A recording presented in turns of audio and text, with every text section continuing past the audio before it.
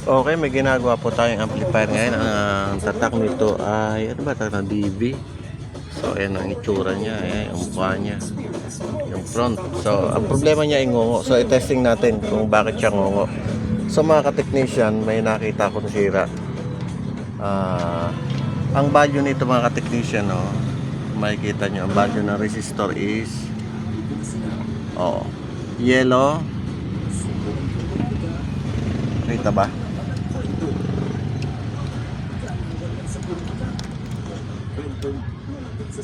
Yan, yellow, violet, orange. So yellow is 4, violet is 7, orange is third digits is 3, orange. So kuwan yan, 3 0 yung given. Dagdagan ng 3 0 sa 2, 3, alisin mo yung 3, magiging 47k yan. Walang perlan. 47k mga ka-technician. Okay, so testingin natin kung buo siya. So nakita natin ito mga ka-technician. Kaya siya ngungo kasi open to. So nakita natin naka-automatic yung ating test rin natin siya. Merap yung isa lang yung mahawak.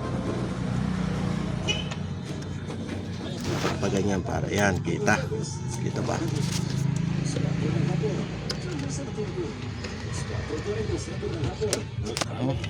Hirap.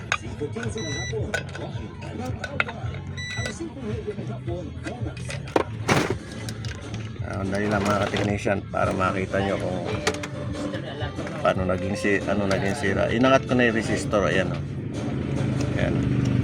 So pakangat ko ng resistor, dapat lalabas yan 47k. Ayan, zero siya mga technician. Wala. Pag didikitin ko yung tester, ayan meron. So open siya. Kung makikita nyo yung ibang resistor, ayan tester natin. Nag-off ang tester nag-off siya po test. Okay mga technician, so tingnan natin yung katabi. Ayan may reading siya 1.4. Ang 1.4 naman mga technician, ang reading niyan ay ang value is 1 is brown, 5 is green, 6 pala to. Green 5, tapos ang kwanto is brown ba to? Red. So okay, ang value niya is 1.5k. Kaya naging 1.4 kasi dahil gamit na siya, nagbabawas ng isang digit. So open tong isang to, palitan natin. Pero paririnig ko muna sa inyo, walang resistor, nangungo siya. Okay, ayan, makikita nyo, tinanggal na natin. Ayan, yellow, violet, orange. Ang value is 47k. Okay, so tingnan natin, patunogin natin ng walang resistor. So tinanggal natin resistor, ibabalik lang natin yung dati. Okay mga ka-technician, so ayan kung nakikita nyo, tanggal yung resistor. Ito yung resistor, so papalitan natin yan. Yan palitan natin. So paanda rin natin ng walang resistor, ngungo yan mga ka-technician.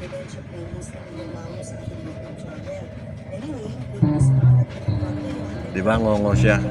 So itatapan natin siya ng kuha ng resistor. Ito itatap natin, malalaman natin kung ngongo pa din na. Diba bilog na mga ka-technician? Alisin ko. Ngongo siya. So ang defective niya isang resistor lang sa dami ng kuha na yung piyesa na yan. Dapat marunong ka mag-analyze, marunong ka mag-isa-isa. Ulitin natin mga technician. Yan, di ba? Sana may natutunan kayo sa konting vlog ko na to. Alisin ko. Ngungo na. Okay, sana may natutunan na. PM lang sa mga papaservice o home service along Bicol lang. Maski hanggang Naga, pwede tayo. Ang location ko is Irusin, Sorsogon. Bye-bye.